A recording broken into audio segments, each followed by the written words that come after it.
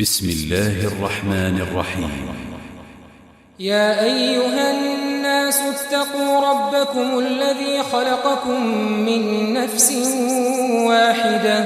وخلق منها زوجها وبث منهما رجالا كثيرا ونساء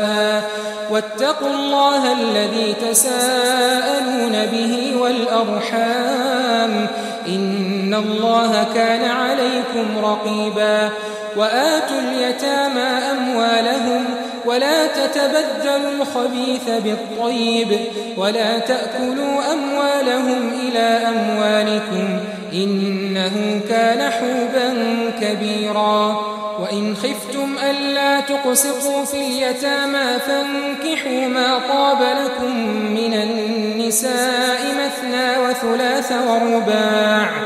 فإن خفتم ألا تعدلوا فواحدة أو ما ملكت أيمانكم ذلك أدنى ألا تعولوا وآتوا النساء صدقاتهن نحلة فإن طبن لكم عن شيء منه نفسا فكلوه هنيئا مريئا ولا تؤتوا السفهاء أموالكم التي جعل الله لكم قياما وارزقوهم فيها واكسوهم وقولوا لهم قولا معروفا